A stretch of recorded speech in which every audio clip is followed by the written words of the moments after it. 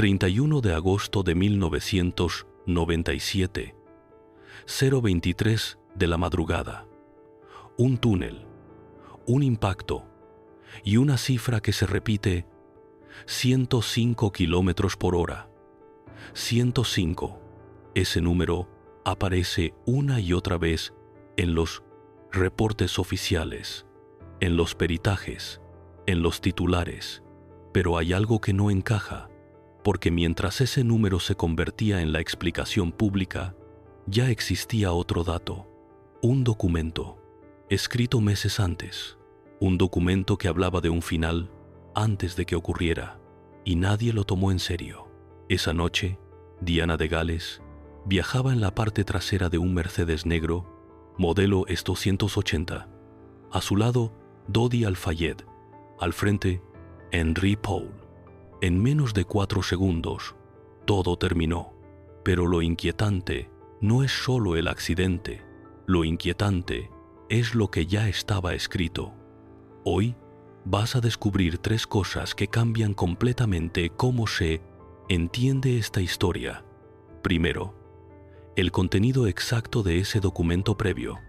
Segundo, una contradicción documentada entre versiones oficiales y testimonios. Y tercero, la consecuencia real de ignorar una advertencia que estaba por escrito. Y te voy a avisar cuando lleguemos a cada una, porque si te vas antes del final, te vas a perder el detalle que lo explica todo. La historia que el mundo recuerda es sencilla, demasiado sencilla. Un coche, un conductor bajo los efectos del alcohol, paparazzi persiguiendo, un exceso de velocidad, un túnel en París, caso cerrado. Pero cuando te acercas, cuando revisas documentos, entrevistas, declaraciones, empiezan a aparecer grietas, pequeñas al principio, luego imposibles de ignorar. Para entender lo que realmente está en juego, hay que retroceder. No días, no semanas, años, porque la noche del 31 de agosto no empieza en París, empieza mucho antes, dentro de un sistema donde cada movimiento de Diana estaba observado, documentado y muchas veces interpretado. Desde su separación con el entonces príncipe Carlos en 1992, Diana dejó de ser solo una figura institucional. Se convirtió en algo mucho más difícil de controlar. Una figura independiente, visible, influyente y, para algunos sectores, incómoda. No es una teoría. Esto se puede rastrear en entrevistas, discursos públicos, cobertura mediática de la época. Su entrevista con la BBC en 1995, conducida por Martin Bashir, es uno de los momentos más documentados. Ahí, Diana dijo una frase que quedó registrada. Había 3 personas en este matrimonio, así que estaba un poco concurrido. Esa frase no solo confirmó una infidelidad, expuso una grieta institucional frente a millones de personas. Y eso cambia cosas, porque a partir de ese momento, ya no era solo una princesa, era una figura con voz propia, y eso, en ciertos contextos, no siempre es bien recibido, pero lo que casi nadie menciona es lo que ocurre en 1996. El divorcio se hace oficial. Diana pierde el título de Su Alteza Real, aunque mantiene el de Princesa de Gales. Esto también está documentado en registros oficiales del Palacio de Buckingham. A simple vista, parece una formalidad, pero en la práctica es otra cosa. Pierde ciertos protocolos de seguridad, pierde acceso directo a estructuras institucionales y, en cierta forma, queda más expuesta, más sola, y aquí empieza a cambiar el ritmo de su vida. Viajes más libres, relaciones personales fuera del control tradicional, decisiones propias y sí, también mayor exposición mediática. Ahora, hay algo importante. En los meses previos a su muerte, Diana mantenía una relación con Dodi Al-Fayed. Esto está confirmado por múltiples fuentes periodísticas y testimonios. Y esa relación no pasaba desapercibida para nadie, para la prensa, para el público y, según algunas versiones, para ciertos círculos más cerrados. Pero aquí hay que ser muy claros. No existe prueba concluyente en juicio que confirme conspiraciones institucionales directas en su muerte. Las investigaciones oficiales francesas y británicas concluyeron que fue un accidente. Eso es un hecho. Pero hay versiones, hay sospechas y hay documentos. Y uno de esos documentos es el que nos interesa. Porque en octubre de 1995, casi 2 años antes del accidente, Diana escribió una nota. No es una reconstrucción, no es una teoría. La nota existe. Fue entregada a su mayordomo, Paul Burrell, y más tarde se hizo pública durante investigaciones posteriores. En esa nota, según transcripciones verificadas, Diana escribió que temía por su vida, que alguien estaba planeando un accidente en su coche. Eso es lo que el documento dice, literalmente. Ahora, aquí hay que hacer una pausa. Esto no prueba que el accidente haya sido causado. No es evidencia concluyente de conspiración, pero sí es un hecho documentado que ella expresó ese miedo, por escrito, antes de morir en un accidente automovilístico. Y eso no es menor, no es cualquier cosa. Y aquí es donde la historia cambia, porque cuando esa nota sale a la luz, ya es demasiado tarde. El mundo ya había aceptado una narrativa, accidente, velocidad, alcohol, fin. Pero entonces aparece ese documento y de repente la pregunta cambia. Ya no es solo ¿qué pasó? Es ¿qué cambia cuando lees lo escrito antes del final? Y aquí viene lo incómodo, porque según declaraciones de Paul Burrell, recogidas en entrevistas y en su testimonio, él entregó esa nota a autoridades y durante años su relevancia fue minimizada, no ignorada completamente, pero tampoco colocada en el centro del análisis. ¿Por qué? No hay una respuesta única. Algunos argumentan que era una expresión emocional. Otros dicen que no tenía respaldo factual suficiente. Otros simplemente no la consideraron determinante. Pero el punto es este. Existía, estaba ahí, y no cambió la narrativa principal. Ahora hay algo más, y esto es importante. En la investigación británica, conocida como Operación Paget, iniciada en 2004, se revisaron múltiples teorías relacionadas con la muerte de Diana, incluyendo esa nota. El resultado final fue que no se encontró evidencia que confirmara una conspiración para asesinarla. Ese es el cierre oficial. Pero incluso dentro de ese informe, se reconoce la existencia del documento. Se analiza, se contextualiza, pero no se considera prueba concluyente. Y aquí es donde la tensión se vuelve real, porque tienes dos cosas coexistiendo al mismo tiempo. Un informe oficial que concluye accidente y un documento previo que expresa temor a un accidente. Las dos cosas son reales, las dos están documentadas, pero no encajan de forma cómoda. Y cuando las cosas no encajan, la historia deja de ser lineal, se vuelve incómoda, se vuelve abierta. Hay algo que no se dice lo suficiente, y es esto: las historias no siempre se definen por lo que se prueba, sino por lo que no se logra cerrar del todo. Y en este caso, hay piezas que nunca encajaron al 100%, porque mientras el mundo miraba el túnel Ya había una historia escrita antes, y lo más inquietante es que nadie la tomó en serio a tiempo.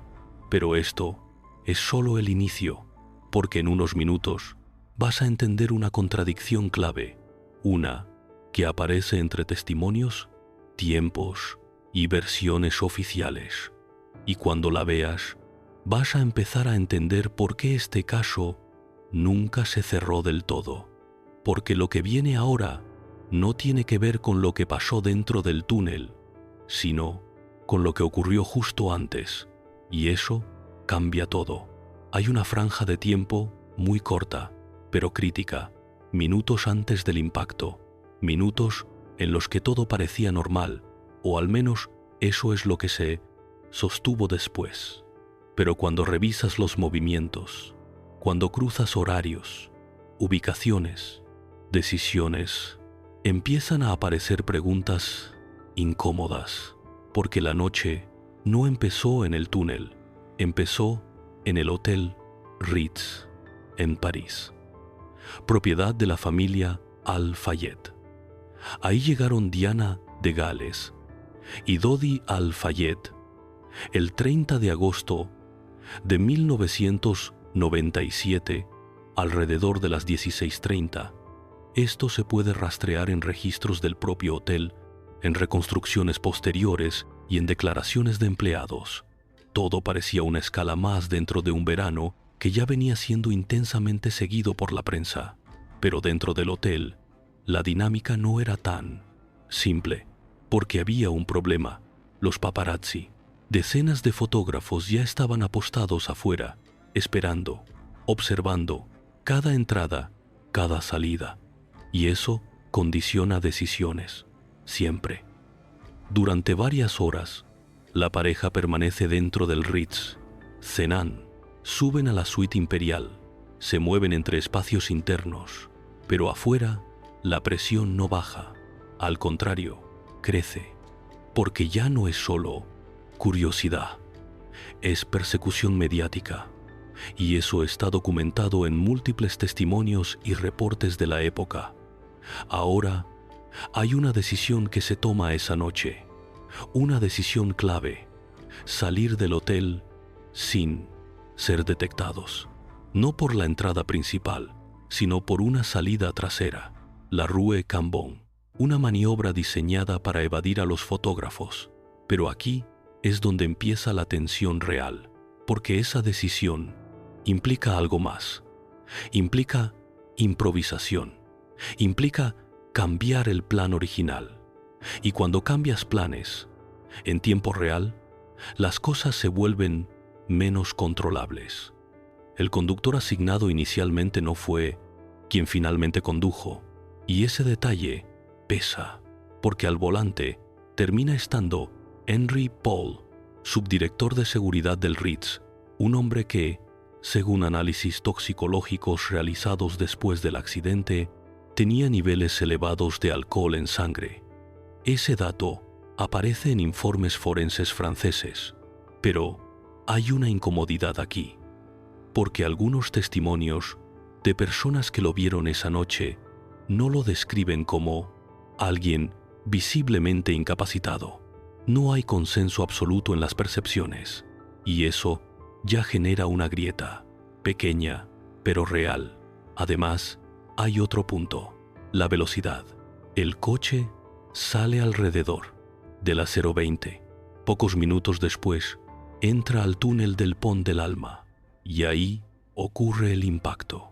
Pero la reconstrucción de velocidad, basada en peritajes, sugiere que el vehículo alcanzó aproximadamente 105 km por hora. Ese número vuelve a aparecer, otra vez, 105, en una zona donde el límite era mucho menor. Ahora, piensa esto: un conductor con niveles altos de alcohol, una persecución de paparazzi, una salida improvisada, un coche de alta gama y una decisión de acelerar. Suena a una cadena de factores, y eso es precisamente lo que sostienen las conclusiones oficiales. Pero, cuando te acercas más, hay detalles que no terminan de acomodarse. Por ejemplo, El tema de la persecución. Sí, había paparazzi. Eso está documentado. Fotógrafos en motocicletas, en coches, siguiendo el vehículo. Pero la intensidad exacta de esa persecución ha sido discutida. Algunos testigos hablan de una presión constante, otros de una presencia más distante. Incluso en los juicios posteriores, hubo diferencias en cómo se describió ese seguimiento, y cuando los testimonios no coinciden del todo, la historia empieza a moverse. Y luego está el tema del cinturón de seguridad, porque, según los informes, Diana no llevaba puesto el cinturón en ese momento. Ese detalle aparece en múltiples reconstrucciones, pero no es un detalle menor, es un punto crítico, porque cambia completamente el resultado de un impacto. Y, entonces, la pregunta aparece sola: ¿por qué no lo llevaba? No hay una respuesta definitiva, no hay registro claro de una decisión consciente en ese momento, solo el dato y las consecuencias. Ahora hay algo más, algo que casi no se menciona, y ocurre segundos antes del impacto. Algunos testigos reportaron haber visto un destello de luz dentro del túnel, una especie de flash. Esto aparece en ciertas declaraciones recogidas durante la investigación.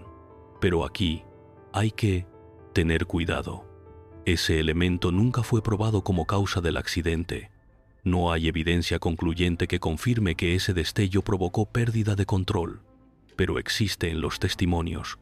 Está ahí, y cuando algo aparece, aunque no se confirme, se convierte en parte de la duda, y la duda, en este caso, es persistente, porque no se trata de un solo punto, se trata de varios pequeños elementos que no terminan de cerrar completamente entre sí. Ahora regresa a la nota, a ese documento escrito en 1995, donde Diana hablaba de un posible accidente en su coche, no como metáfora, no como miedo abstracto, sino como algo concreto. Y de repente, esos pequeños detalles, la salida improvisada, el cambio de conductor, la velocidad, los testimonios contradictorios, el cinturón, el supuesto destello, empiezan a sentirse diferentes, no como pruebas, pero sí como piezas que, vistas juntas, generan una incomodidad difícil de ignorar, porque hay algo que no encaja del todo, y cuando algo no encaja, la historia deja de ser solo un accidente, se convierte en una pregunta abierta.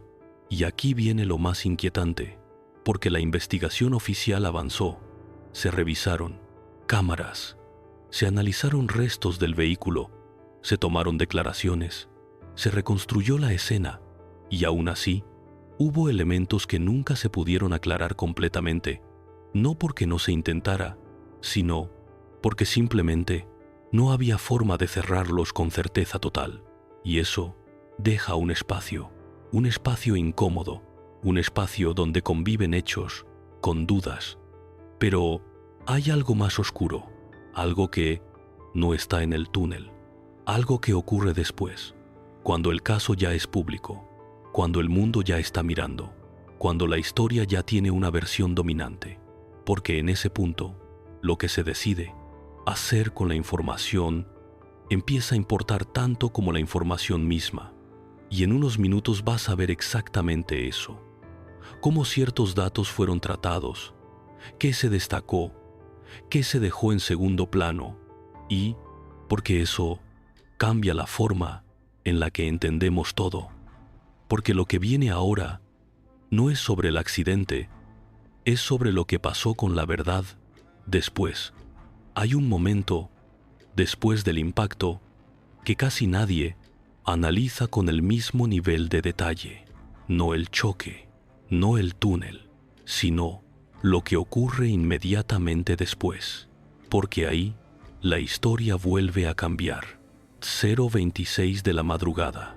Ese es el punto donde los primeros servicios de emergencia llegan al lugar. Minutos después del impacto, el coche está completamente destruido en la parte delantera. el motor comprimido hacia adentro, el chasis deformado. Pero hay algo que rompe la lógica inmediata. Diana de Gales seguía con vida, gravemente herida, pero con vida. Esto no es una interpretación. Está documentado en reportes médicos y declaraciones del personal de emergencia. Y aquí empieza otra secuencia, mucho más silenciosa, pero igual de crítica: el tiempo. Porque en este tipo de casos, cada minuto importa, cada segundo. Y sin embargo, la atención en el lugar no sigue el patrón que muchos esperarían. No es una evacuación inmediata a alta velocidad. No es una carrera directa al hospital. Es otra cosa. Los paramédicos franceses aplican un protocolo específico, un protocolo que prioriza estabilizar al paciente antes de moverlo. Eso significa intervenciones en el sitio, control de presión, evaluación de daños internos, intento de evitar un colapso durante el traslado, y eso toma tiempo. El traslado al Hospital Pitié-Salpêtrière no es inmediato, de hecho, tarda. Se ha documentado que la ambulancia avanzó a una velocidad considerablemente baja en ciertos tramos, con pausas, con intervenciones adicionales en el camino. Desde fuera puede parecer extraño, pero dentro del sistema médico francés es coherente con su protocolo. Aún así, la percepción cambia cuando lo miras desde otro ángulo, porque mientras ese proceso ocurre, el mundo aún no sabe lo que está pasando. No hay confirmación pública, no hay narrativa cerrada, solo caos. Y entonces aparece otra grieta, pequeña, pero incómoda. El tiempo total entre el accidente y la llegada al hospital no es instantáneo, no es rápido en términos de urgencia, extrema, y eso ha sido motivo de cuestionamientos durante años, no como prueba de algo distinto, pero sí como un punto que genera debate. Ahora, hay que ser claros. No existe evidencia concluyente de que el protocolo médico haya causado el desenlace. Las investigaciones revisaron ese punto y no encontraron base para afirmar negligencia deliberada. Pero eso no elimina la sensación de incomodidad, porque cuando sabes que alguien estaba vivo y que el tiempo se extendió, la mente empieza a conectar cosas, aunque no siempre haya una conexión real. Y aquí entra otro elemento, el hospital, porque cuando Diana llega al Pitié-Salpêtrière, la situación ya es crítica.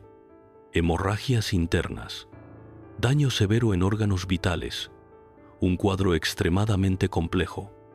Los médicos trabajan durante horas, intentan estabilizar, intervienen, pero a las 4 de la madrugada se declara su muerte, y en ese punto el caso deja de ser un accidente, se convierte en un evento global, político, mediático, emocional. Pero aquí es donde lo que pasa después empieza a pesar tanto como lo que pasó antes, porque una vez que la historia se hace pública, empieza algo más, la construcción de la narrativa. Y no es algo conspirativo, es algo natural. Siempre pasa. Cuando un evento es tan grande, el mundo necesita entenderlo rápido, cerrar la historia, dar una explicación, y en ese proceso se seleccionan elementos, se priorizan unos sobre otros, se simplifican otros: accidente, velocidad, alcohol, paparazzi. Esa se convierte en la estructura principal, y es una estructura que tiene base, pero no es toda la historia, porque mientras esa narrativa se consolida, otros elementos quedan en segundo plano. No desaparecen, pero pierden protagonismo. La nota de 1995, las dudas sobre la persecución exacta, las inconsistencias en algunos testimonios, el tiempo del traslado, el supuesto destello. todo eso sigue existiendo, pero ya no está al frente. Y aquí es donde entra algo más complejo, porque cuando una narrativa se establece primero, todo lo que viene después se interpreta a través de ella. Si el marco es accidente, todo se acomoda dentro de accidente, incluso lo que no encaja del todo. Y eso no es manipulación necesariamente, es cómo funciona la percepción humana y también cómo funcionan los sistemas. Pero hay quienes no aceptaron esa versión sin más, y eso también está documentado. Mohamed Al-Fayed, padre de Dodi, fue uno de los más insistentes en cuestionar la narrativa oficial durante años, con declaraciones públicas, con investigaciones privadas, con acusaciones, alegando que la muerte no fue un simple accidente, que había algo más. Pero aquí hay que ser precisos. Esas acusaciones no fueron probadas en juicio. Las investigaciones oficiales británicas y francesas no confirmaron esas teorías. Sin embargo, existieron, fueron parte del caso y generaron presión suficiente como para que se abrieran nuevas investigaciones, para revisar otra vez lo que ya había sido analizado, para volver a mirar detalles que, en otro contexto, habrían quedado cerrados.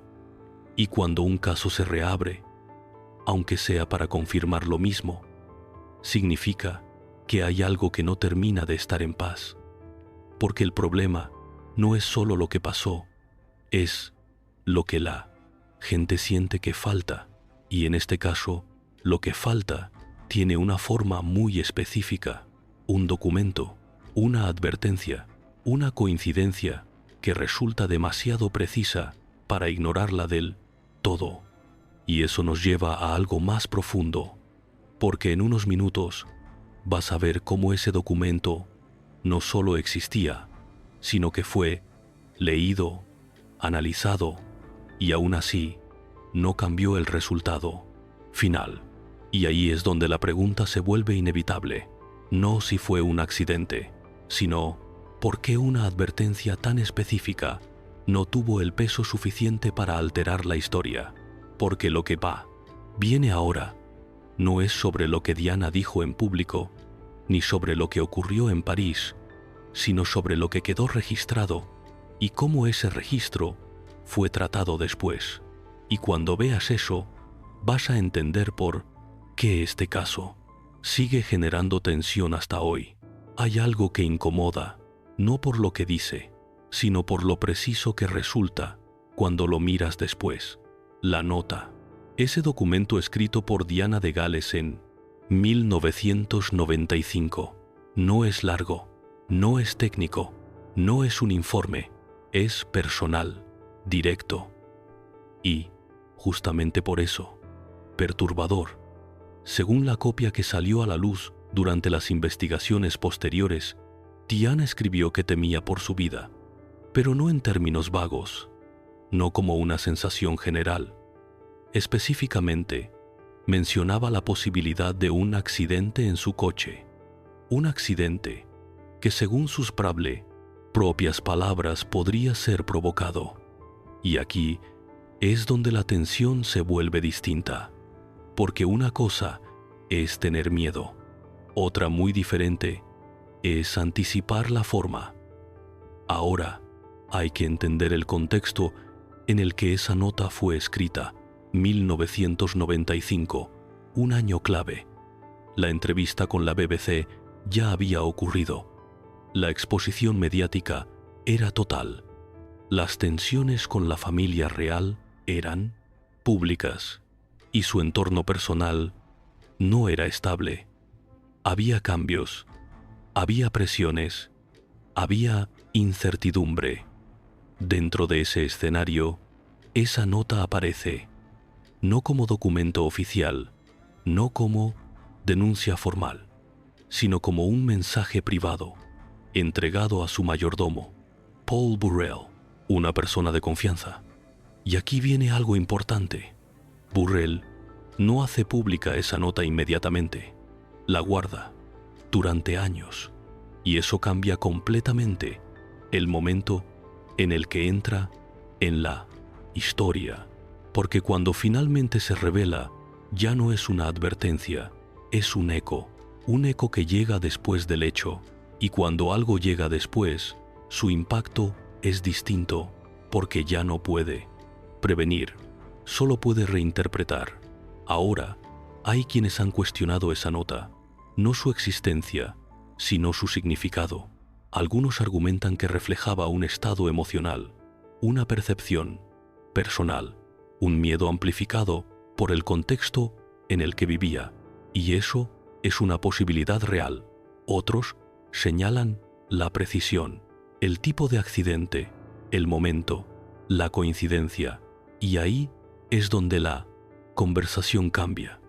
Pero hay algo que casi nadie se detiene a ver con suficiente atención: el lenguaje, las palabras exactas, porque no es solo temo por mi vida, es una construcción más concreta, más dirigida. Y cuando analizas eso, surge otra pregunta: ¿de dónde viene ese miedo? Porque ese tipo de anticipación no aparece de la nada. Aquí entran versiones no confirmadas, no probadas en juicio, pero existentes. Algunas sostienen que Diana sentía vigilancia constante, que percibía movimientos extraños a su alrededor, que creía que ciertas decisiones ya no dependían de ella. No hay evidencia concluyente que confirme esas percepciones como hechos externos, reales, pero sí hay registro de que ella las sentía, y eso también es parte de la historia, porque lo que alguien cree puede influir en lo que escribe, y lo que escribe puede convertirse en evidencia, dependiendo del momento en que se lea.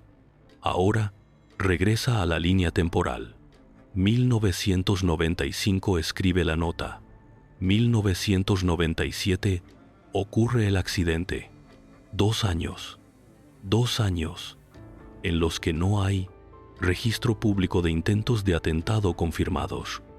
2 años en los que la vida sigue, pero la nota sigue existiendo, guardada, silenciosa, y entonces ocurre el accidente, y tiempo después la nota aparece, y de repente todo se reordena. Lo que antes era una expresión privada se convierte en una pieza central de duda. Y aquí es donde entra algo más complejo, porque cuando una evidencia aparece después del hecho, su interpretación se vuelve más peligrosa, más abierta, más susceptible a proyección, porque ya sabes el final, y eso cambia cómo lees el inicio. Pero incluso así, hay un punto que no se puede ignorar. Esa nota fue considerada durante investigaciones oficiales. No fue descartada, no fue ocultada completamente, fue analizada, y aún así no cambió la conclusión final. Y eso es lo que realmente incomoda, no que exista, sino que no haya sido suficiente, porque entonces la pregunta deja de ser ¿qué dice la nota? Y se convierte en otra cosa, más incómoda, más profunda. ¿Qué tipo de evidencia necesita una advertencia para ser tomada en serio antes de que sea tarde? Y aquí es donde aparece una contradicción silenciosa, porque mientras ese documento hablaba de un posible accidente, la investigación posterior se centró en factores completamente distintos: velocidad, alcohol, persecución, errores humanos, 2 líneas narrativas paralelas que nunca terminan de cruzarse por completo, y eso genera fricción, porque si la nota no cambia la conclusión, entonces se convierte en algo más, en una anomalía, en una pieza que existe, pero no encaja, y las piezas que no encajan son las que más tiempo permanecen. Pero hay algo más, algo que ocurre cuando esa nota se hace pública, algo que no tiene que ver con su contenido, sino con la reacción, porque no todos la interpretan igual, Algunos la primas ven como coincidencia, otros como advertencia ignorada, otros como prueba indirecta de algo más. Y esa división mantiene el caso abierto en la percepción pública, aunque oficialmente esté cerrado.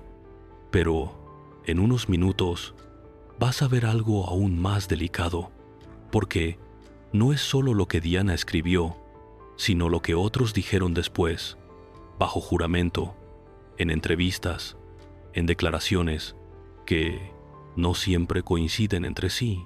Y cuando empiezas a cruzar esas versiones, aparece una grieta más grande, una que ya no tiene que ver con una nota, sino con la consistencia de la historia completa.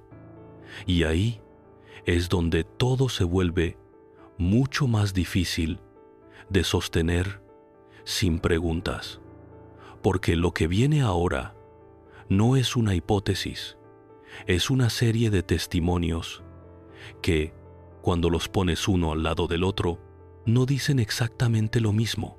Hay algo que ocurre cuando empiezas a poner declaraciones una al lado de la otra.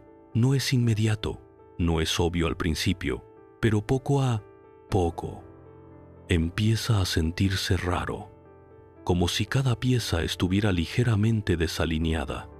Después del accidente, decenas de personas fueron interrogadas: paramédicos, policías, testigos civiles, fotógrafos, cada uno aportando su versión de lo que vio, de lo que escuchó, de lo que recuerda.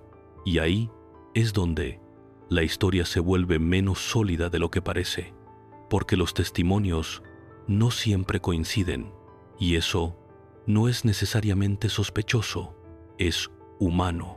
La memoria falla, se distorsiona, se reconstruye. Pero cuando las diferencias empiezan a tocar puntos clave, la duda crece. Por ejemplo, la velocidad exacta del vehículo. Algunos testigos hablan de una velocidad extremadamente alta, otros de algo más moderado. Los peritajes técnicos apuntan a una cifra cercana a 105 km/h. Ese número vuelve, siempre vuelve, pero incluso ese cálculo se basa en reconstrucciones posteriores, no en una medición directa en tiempo real. Y aquí es donde entra otro elemento: las cámaras. Porque uno pensaría que un túnel en una ciudad como París tendría registro visual claro, pero no todo estaba cubierto, no todo fue captado, y lo que existe no siempre es concluyente. Ahora hay un punto especialmente delicado: los primeros momentos dentro del túnel, justo después del impacto. Algunos testigos describen caos inmediato, otros hablan de unos segundos de silencio antes de que todo se activara. Algunos mencionan múltiples vehículos involucrados en la escena, otros no. Y luego está el tema del famoso coche blanco, un Fiat Uno blanco. Ese vehículo aparece en varias líneas de investigación. Según ciertos análisis, pudo haber tenido contacto con el Mercedes antes del impacto. No como causa confirmada, pero como posibilidad. Se encontraron restos de pintura blanca en el vehículo de Diana. Esto fue parte de los análisis forenses, pero identificar exactamente qué coche era, quién lo conducía y dónde terminó, nunca se resolvió completamente. Y aquí es donde la historia se vuelve más incómoda, porque ese coche desaparece de la narrativa principal, no porque no exista, sino porque no se pudo cerrar su historia. Y cuando algo aparece, pero no se resuelve, queda flotando. Ahora conecta esto con la nota, con la advertencia previa, con la idea de un accidente provocado. No es prueba, pero tampoco es irrelevante. Y eso es lo que hace este caso tan difícil de encerrar en una sola versión. Hay otro punto: el comportamiento de los paparazzi. Fueron de los primeros en llegar, algunos incluso estaban ya en el túnel segundos después del impacto. Tomaron fotografías, intentaron acercarse, y eso generó una reacción pública enorme después. Pero en los juicios, sus versiones tampoco fueron completamente uniformes. Algunos negaron haber perseguido de forma agresiva, otros admitieron haber seguido el vehículo. La intensidad, la cercanía, el rol que jugaron no quedó descrito de una sola manera, y eso importa, porque si la persecución fue determinante, eso cambia la causa. Pero si no lo fue tanto, entonces la historia se mueve hacia otro lado. Y aquí aparece algo más sutil, pero clave: el momento exacto en el que se pierde el control del vehículo. No hay una grabación clara de ese instante, solo reconstrucciones, cálculos, interpretaciones basadas en daños y trayectorias. Algunas versiones apuntan a que el conductor intentó evitar algo, o a alguien, o a un vehículo. Otras simplemente hablan de exceso de velocidad y pérdida de control. Dos caminos, ambos posibles, pero ninguno absolutamente probado en cada detalle. Y cuando empiezas a ver todo junto, la sensación cambia, porque ya no estás viendo una línea recta, estás viendo múltiples líneas que se cruzan, pero no terminan de alinearse perfectamente.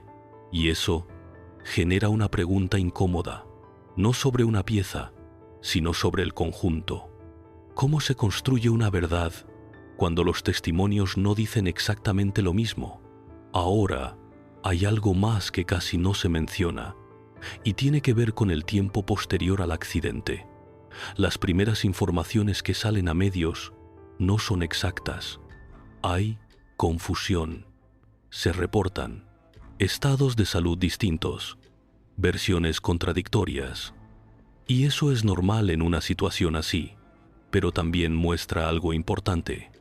La historia no nace clara, se va formando, se va ajustando, y en ese proceso algunas cosas se consolidan, otras se diluyen, pero las piezas que no encajan no desaparecen, solo quedan en segundo plano. Y ahí es donde viven las dudas, porque mientras más analizas, más te das cuenta de algo. No hay una sola contradicción grande, hay muchas pequeñas, y esas son las más difíciles de ignorar, porque una gran mentira se detecta, pero muchas pequeñas inconsistencias se sienten, y en este caso se sienten. Pero hay algo todavía más delicado, algo que no tiene que ver con lo que pasó esa noche, ni con lo que Diana escribió antes, sino con lo que ocurrió después, cuando el caso ya estaba en manos de sistemas más grandes, investigaciones, oficiales, comisiones, informes, porque en ese nivel ya no solo se trata de reconstruir hechos, se trata de cerrar una historia, y en unos minutos vas a ver exactamente cómo se hizo eso, qué se incluyó, qué se descartó, qué se consideró suficiente y qué no. Y ahí es donde la pregunta cambia otra vez. No si hubo contradicciones, sino qué se hace con ellas cuando el objetivo es llegar a una conclusión. Cuando un caso alcanza ese nivel, deja de ser solo una investigación, se convierte en un proceso de cierre, y cerrar no siempre significa resolver cada detalle. A veces significa elegir qué detalles pesan más. Después de años de presión, cuestionamientos y versiones encontradas, el caso entra en una fase distinta, más estructurada, más formal, más difícil de ignorar. En 2004, el gobierno británico inicia una investigación oficial conocida como Operación Paget. No es una revisión superficial, es una investigación extensa, años de trabajo, revisión de miles de documentos, entrevistas, análisis técnico, cruce de versiones. El objetivo es claro: responder de forma definitiva si hubo algo más que un accidente. Y aquí es donde todo lo que hemos visto entra en juego: la nota, los testimonios, las contradicciones, las teorías, todo. Durante esa investigación se analiza el documento que escribió Diana de Gales. No se ignora, no se descarta automáticamente, se examina, se contextualiza, y la conclusión a la que llegan es incómoda. No porque afirme algo oscuro, sino porque no lo hace. El informe final establece que no hay evidencia suficiente para sostener que hubo una conspiración para asesinarla, que la muerte fue resultado de un accidente, una combinación de factores: velocidad, alcohol, persecución, errores humanos. Y aquí es donde muchos esperan que la historia termine: caso cerrado, explicación oficial, fin. Pero no es tan simple, porque cuando lees el informe completo, no es una línea recta perfecta, es más bien una acumulación de análisis, de descartes, de probabilidades. No dice: esto ocurrió exactamente así en cada segundo. Dice: esto es lo más probable según la evidencia disponible. Y esa diferencia es clave, porque incluso dentro de esa investigación se reconocen elementos que no se pueden confirmar al 100%, detalles que no tienen cierre absoluto, piezas que no encajan completamente, pero que tampoco cambian el resultado final. Y eso genera una tensión silenciosa, porque el sistema hace lo que está diseñado para hacer: evaluar evidencia, descartar lo no comprobable, construir una conclusión basada en lo que se puede probar. Pero la percepción humana funciona distinto. No necesita certeza absoluta para sentir que algo no cuadra. Y ahí es donde este caso sigue vivo, porque mientras la investigación avanza, hay voces que no se detienen. Mohamed Al-Fayed continúa cuestionando, insiste, alega que hubo una conspiración, que la relación entre Diana, su hijo, representaba un problema para ciertos sectores, que el accidente no fue casual. Estas afirmaciones se repiten durante años, en entrevistas, en declaraciones públicas, en procesos legales, pero aquí hay que ser muy precisos. Esas acusaciones no fueron respaldadas con evidencia concluyente en juicio. Las investigaciones oficiales no las confirmaron, y aún así, no desaparecen, porque cuando una duda se instala, aunque no se pruebe, tampoco siempre se elimina, y entonces el caso entra en otro nivel, uno donde coexisten dos realidades: la oficial y la percibida, una respaldada por informes, análisis, conclusiones técnicas, la otra alimentada por inconsistencias, coincidencias incómodas y una advertencia previa que nunca termina de encajar del todo.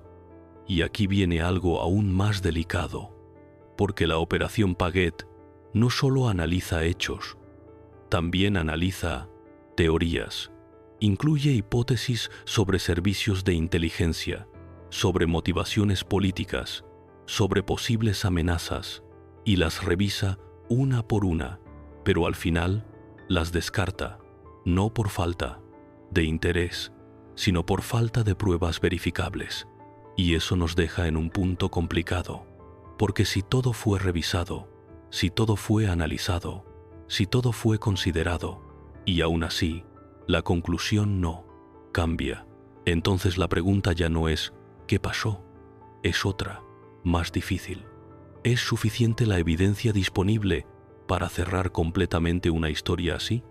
Porque cerrar en términos legales no siempre es lo mismo que cerrar en términos humanos, y este caso nunca cerró del todo para muchas personas, porque la nota sigue ahí, los testimonios siguen ahí, las pequeñas contradicciones siguen ahí, y aunque no cambien la conclusión oficial, cambian la sensación, y esa sensación es lo que mantiene viva la duda. Pero hay algo más, algo que rara vez se analiza con suficiente profundidad. No lo que dicen las investigaciones, sino lo que no pueden decir. Porque hay límites, siempre los hay. Límites de evidencia, límites de tiempo, límites de acceso a información. Y dentro de esos límites se construye una verdad, pero fuera de ellos quedan espacios, espacios que no se llenan. Y es ahí donde nacen las preguntas más persistentes, en los huecos. Y en unos minutos vas a ver uno de esos huecos, uno específico, uno que tiene que ver con algo que nunca se encontró, nunca se identificó completamente y que, aún así, forma parte de la historia, porque lo que viene ahora no es una teoría, es una ausencia, y a veces lo que falta dice más que lo que está.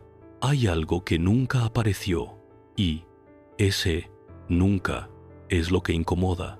El Fiat Uno blanco, ese coche que aparece en varios análisis, en restos de pintura, en líneas de investigación, ese coche que pudo haber estado ahí, pero que nadie logró identificar completamente.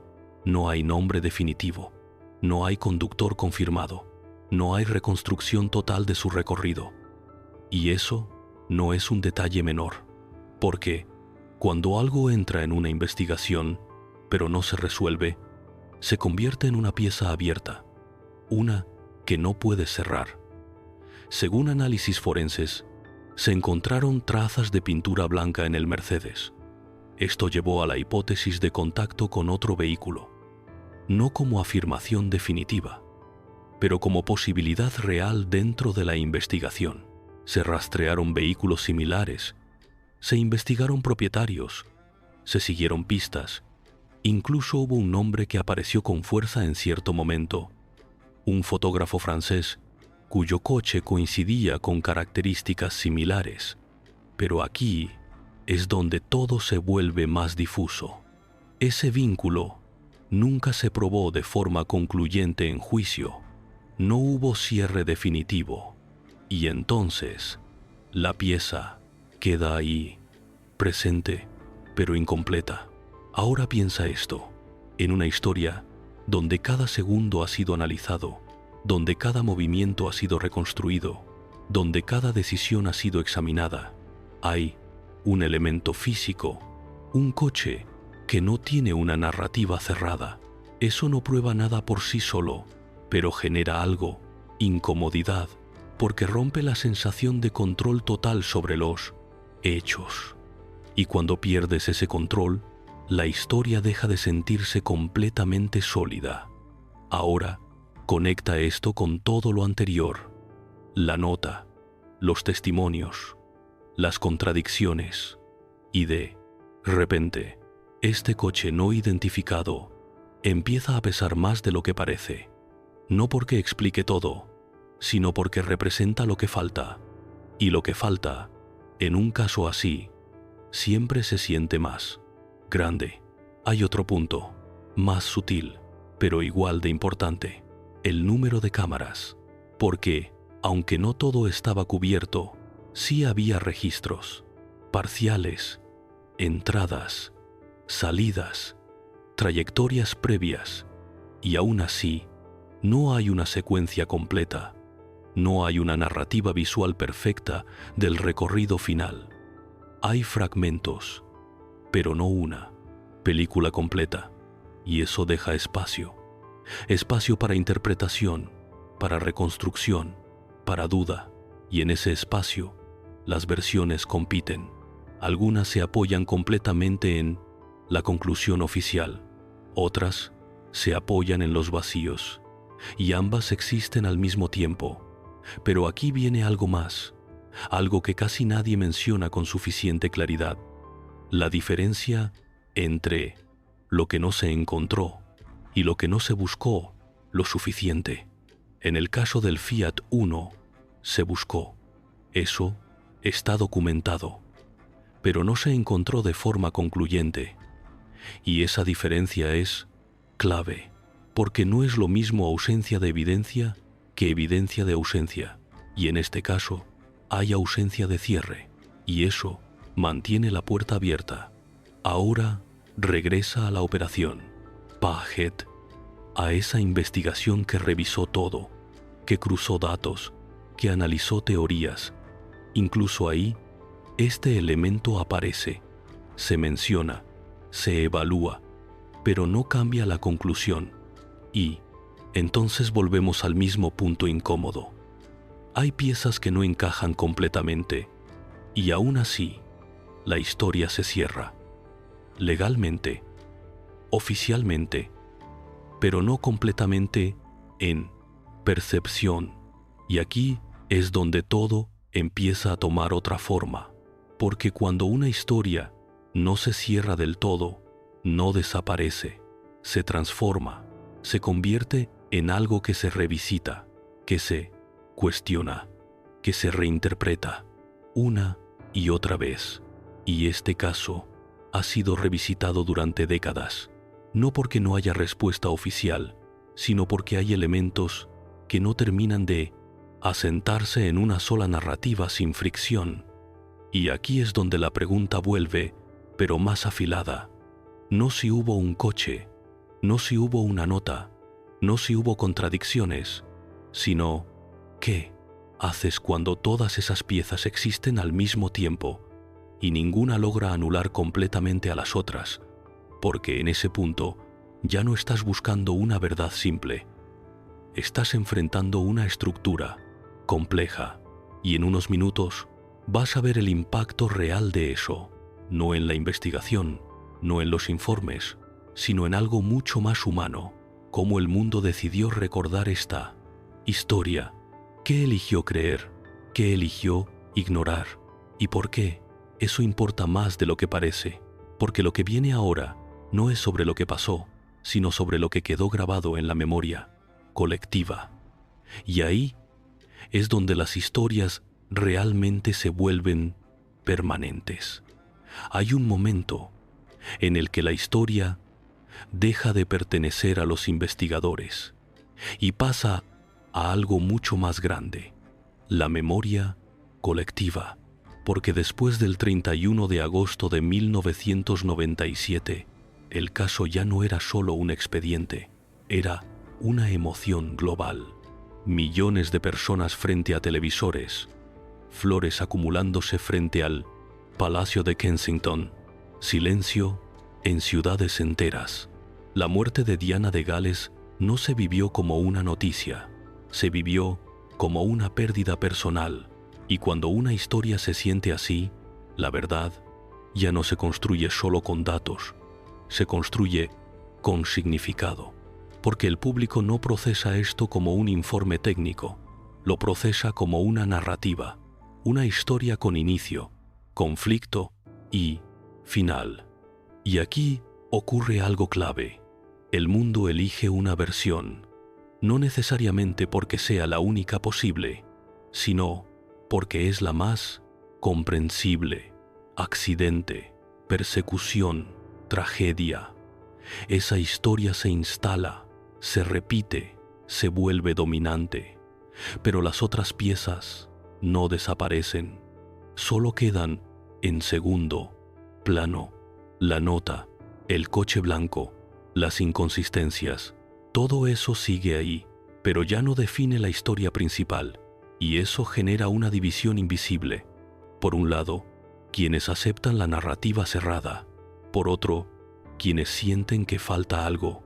Y esa división no se resuelve con más datos, porque no es solo racional, es emocional. Porque cuando alguien como Diana muere así, la gente no solo quiere entender, quiere sentido. Y si la explicación no satisface completamente esa necesidad, la duda permanece. No como teoría conspirativa necesariamente, sino como incomodidad. Ese tipo de incomodidad que no grita, pero tampoco se va. Y aquí es donde entra otro elemento, el paso del tiempo, porque con los años los hechos no cambian, pero la interpretación sí. Nuevas generaciones revisan el caso, nuevos documentales, nuevas entrevistas, nuevas miradas, y cada vez la misma pregunta vuelve: ¿fue realmente tan simple? Y esa pregunta nunca se responde del todo, porque la historia ya tiene dos capas, la oficial y la simbólica. La oficial dice accidente, la simbólica dice hay algo que no termina de cerrar, y ambas conviven, pero hay algo aún más profundo. Hay, Tero, cómo se transforma la figura de Diana después de su muerte, porque en vida era Naportán, vida, compleja, contradictoria, humana. Después se convierte en símbolo, empatía, rebeldía, vulnerabilidad.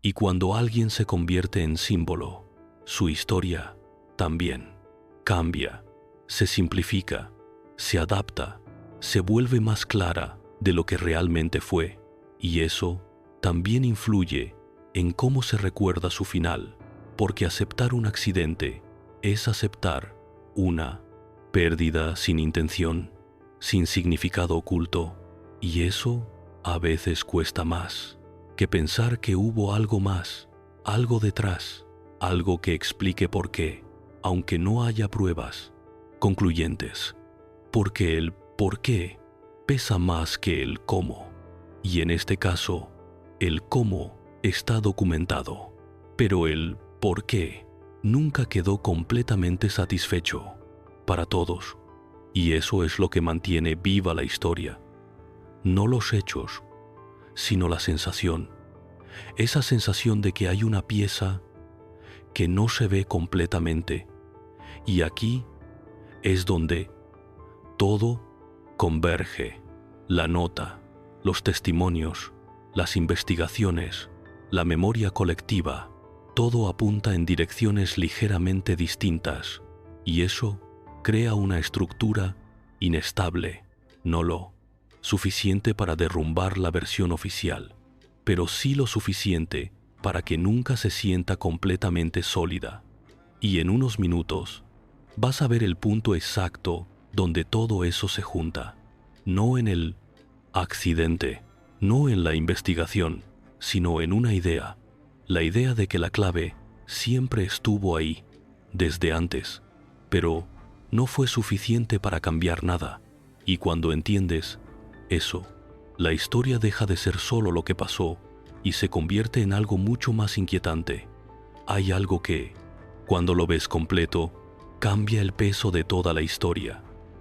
No es un dato nuevo, no es una prueba oculta, es la forma en la que todo encaja o no encaja, porque al final tienes tres capas que nunca se alinean del todo: lo que pasó, lo que se pudo probar y lo que se sintió desde antes.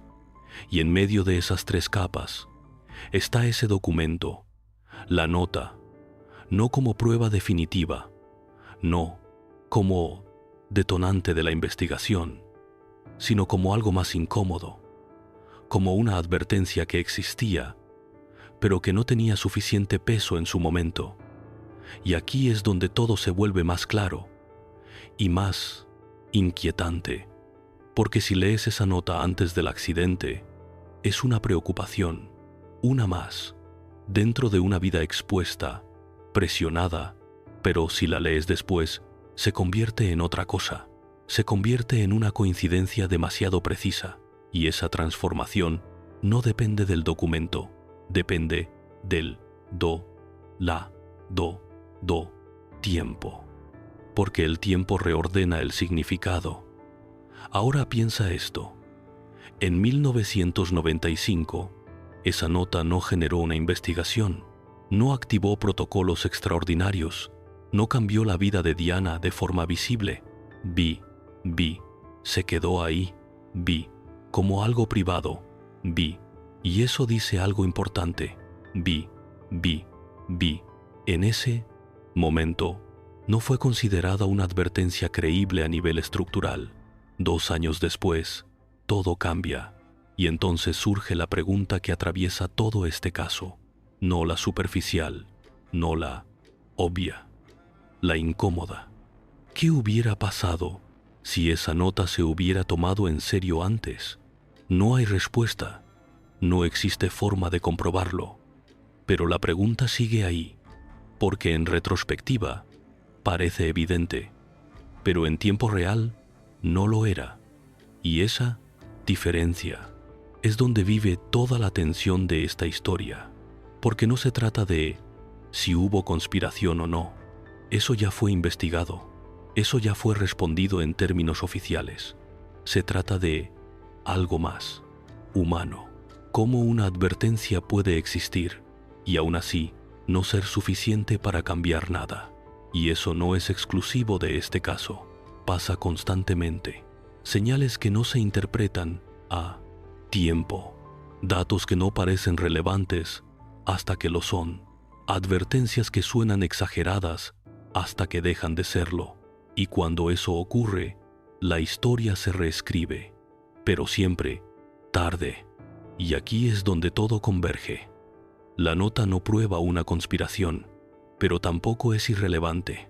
Los testimonios no destruyen la versión oficial, pero tampoco la hacen perfecta. El coche blanco no cambia el resultado, pero tampoco desaparece. Las investigaciones no encuentran evidencia de algo más, pero tampoco eliminan completamente la sensación de duda. Y, entonces, lo que queda no es una respuesta absoluta, es una estructura frágil, suficientemente sólida para sostener una conclusión oficial, pero lo suficientemente imperfecta para no cerrar completamente la historia en la mente de todos. Y eso es lo que hace este caso distinto, no lo que se probó, sino lo que no se logró cerrar del todo, porque al final la clave no estaba en el túnel, no estaba en la velocidad, no estaba en el impacto, estaba antes, escrita, ignorada, y eso es lo que sigue generando tensión hasta hoy. Pero hay un último punto, uno que cambia todo lo anterior, no porque contradiga, sino porque revela algo más profundo, porque cuando entiendes ese punto, dejas de ver este caso como una investigación y empiezas a verlo como un patrón que se repite más de lo que parece. Y cuando lo veas, vas a entender por qué esta historia nunca se sintió completamente cerrada. Hay un patrón que solo se ve cuando dejas de mirar el caso como un evento aislado y empiezas a verlo como algo más humano, más repetible, más incómodo, porque esta historia no es solo sobre una noche en París, no es solo sobre un accidente, no es solo sobre una investigación, es sobre algo que pasa una y otra vez. Alguien siente algo antes, lo escribe, lo dice, lo deja registrado, pero no es suficiente, no lo es en ese momento, no activa nada, no cambia nada, y solo después, cuando todo ya ocurrió, ese algo se vuelve evidente, demasiado evidente. Eso es lo que realmente incomoda de esta historia, no lo que pasó, sino lo que ya estaba antes de que pasara. La nota de Diana de Gales no es la única pieza, es el símbolo de una advertencia que existe, pero que no alcanza el umbral necesario para ser tomada como una amenaza real. Y ese umbral es clave, porque los sistemas no reaccionan a intuiciones, reaccionan a evidencia sólida, verificable, inmediata, y cuando algo no cumple con eso, queda fuera, aunque después resulte incómodamente cercano a la realidad. Y eso crea una tensión que no se resuelve con informes, porque los informes responden a lo que se puede probar, pero la mente pero Mará, mará, mará, mará, mará, mará, mará, mará, mará, mará, mará, mará, mará, mará, mará, mará, mará, mará, mará, humana. No funciona solo con pruebas, funciona con sentido, y cuando el sentido no está completo, la historia no se cierra. Por eso este caso sigue vivo, no porque falten datos, sino porque sobra una sensación. La sensación de que algo fue dicho, pero no escuchado, de que algo estaba escrito, pero no interpretado correctamente a tiempo. Y eso es mucho más común de lo que parece. No en este caso, en la vida real. Señales ignoradas, patrones que no se ven, advertencias que parecen exageradas hasta que dejan de serlo. Y cuando eso pasa, la historia siempre se reescribe igual, con una frase que llega tarde. Estaba ahí, desde antes. Y aquí es donde todo toma su forma final, no como una conspiración comprobada, no como una verdad oculta revelada, sino como una estructura incompleta, una historia que se puede explicar, pero que no se puede sentir completamente cerrada. Porque la clave no cambia el resultado, solo cambia cómo lo entiendes. Y cuando entiendes eso, la historia deja de ser sobre Diana y se convierte en algo más amplio, sobre cómo interpretamos la realidad, sobre qué consideramos suficiente evidencia, sobre qué ignoramos hasta que ya no se puede ignorar.